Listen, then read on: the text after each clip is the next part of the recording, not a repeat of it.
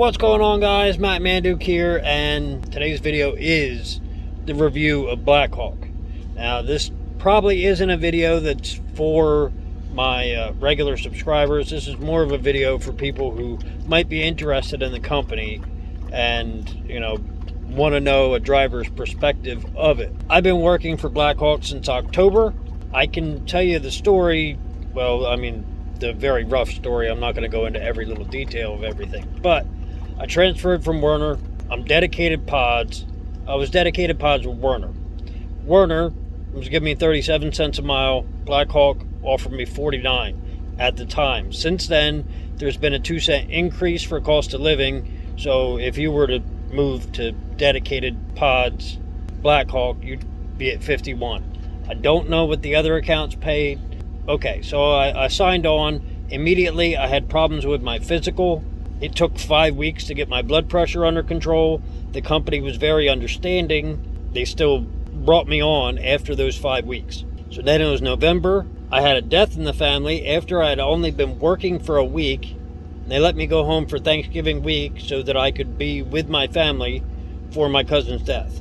Then I go back to work, and I worked 3 weeks, and they let me go home for a week and a half for Christmas.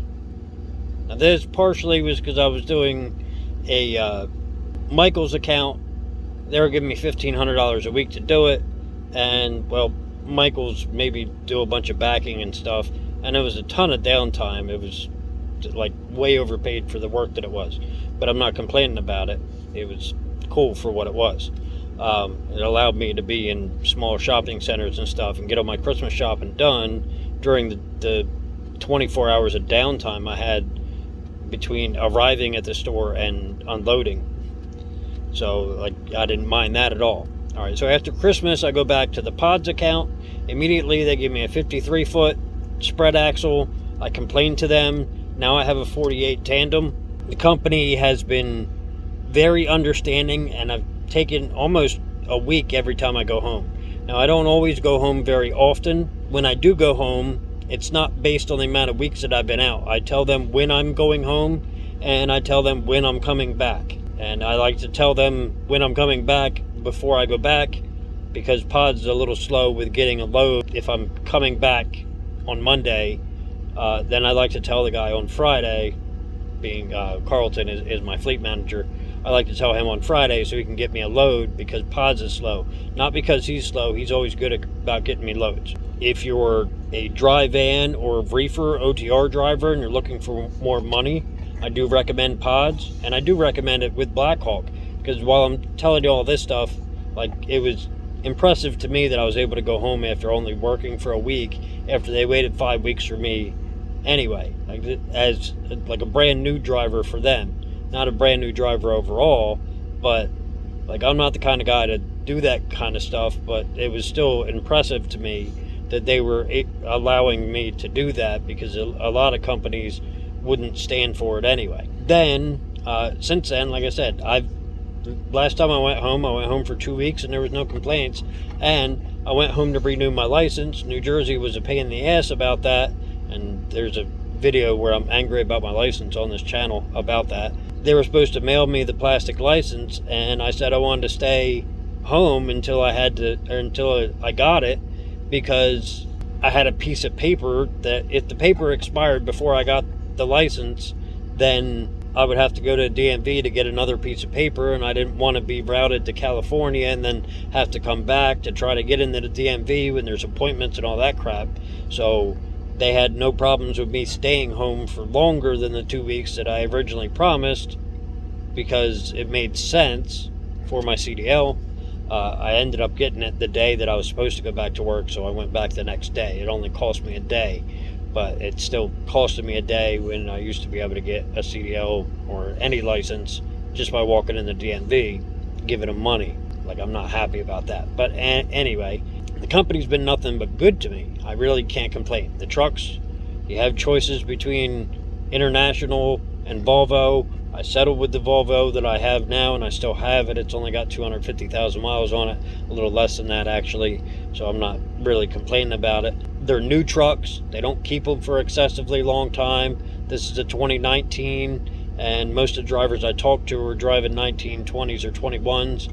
I haven't met anyone that works for Blackhawk that's driving an 18 or older. That doesn't mean they don't exist. It just, I haven't met them.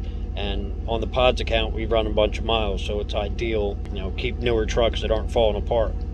As far as mileage is concerned, even though I'm on the same account and I'm driving a truck that's governed at 65, when with Werner I was driving a truck that was governed at 68, I actually get more miles now. And I don't know if that's just because Pods has picked up dramatically in their how busy they are and how many trucks they need. So it could just be Pods that's ultimately routing me and giving me more miles. That might not be the case, but every week I'm getting at least 3,000, depending on how the days fall and my loads work. Sometimes I get 4,000, like the run that I'm on now, which will be on not this coming Friday, but the following Friday's paychecks for 3,600 miles, and I'll be doing that. It's just one run. But in the summertime, not only am I getting the 51 cents a mile, but I'm getting an additional 5 cents a mile for the rush of Pods. And that's because Pods is overwhelmed and there's a lot more sitting involved. It's not the company's fault, but they do give you a bonus for it. There is a sign-on bonus, but I'm pretty sure every trucking company, and except the new hires for new drivers, do get sign-on bonuses, but $5,000, and I think it takes a year to pay it out. Also, if you are going to apply to Blackhawk, you can say that I recommended you, and then I do get something out of that, and I forget how much that is, but my name is Matt Manduke, and it's on the screen, so if you decide to do it, then but I do encourage you to talk to other Blackhawk drivers. It's not a huge company. I want to say they have 650 or 700 trucks, something like that. And like the benefits, I can't go into the exact details because I don't remember them, but there is a health insurance savings account.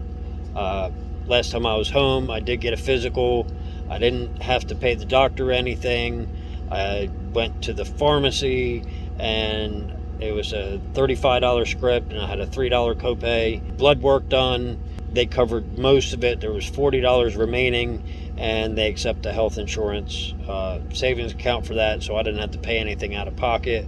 I'm only paying into my insurance $53 a week, which that's not just my health insurance, but I do have vision. It also includes dental, includes my 401k, which I get 5% removed from my weekly check. They match 2.5%. That also includes life insurance. That's one chunk out of it. With Werner, I didn't buy their health insurance because it was garbage. Like, it would have cost me $60 a week just for health insurance, and then I was going to have a $1,200 deductible before I could even use it for anything. So I didn't bother with it because I may as well pay with cash and get a lower amount.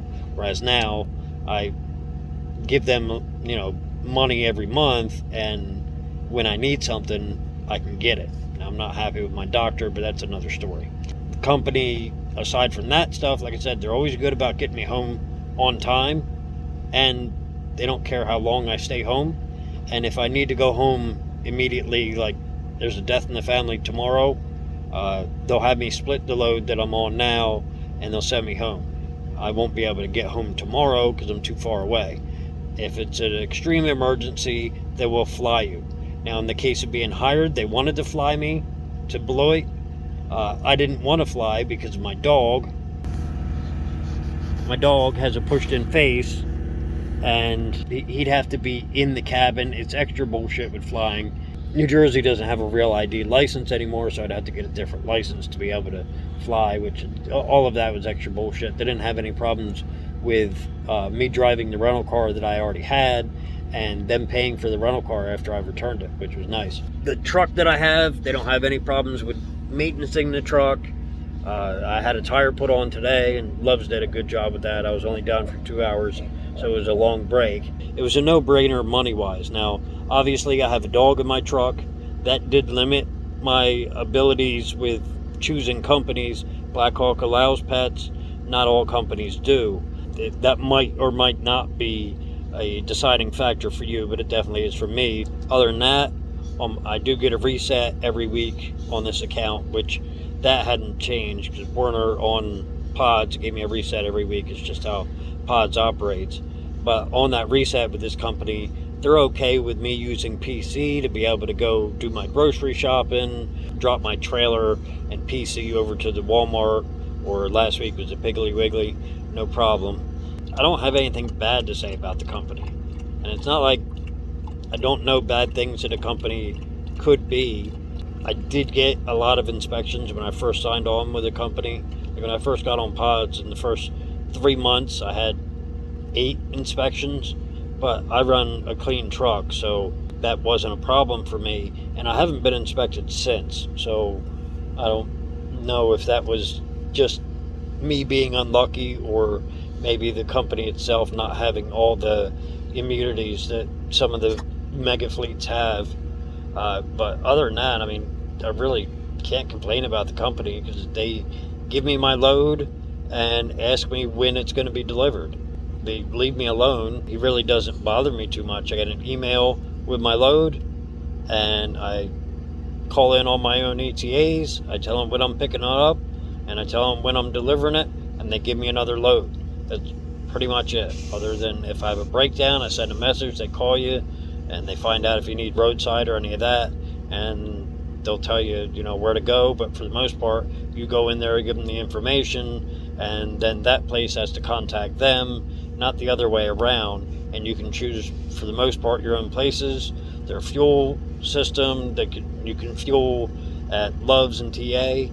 It's nice because Loves and TA are everywhere. Also, you can fuel at any Loves or any TA, which is not something like, I can't compare it to how every other company works, but I can compare it to how Werner was, and Werner wasn't like that. There could be 2 pilots across the street from each other and you'd only be able to fuel at one of them. Meanwhile, this company, no, I can't fuel at any pilot, but I don't really like pilot anyway, so that's not an issue.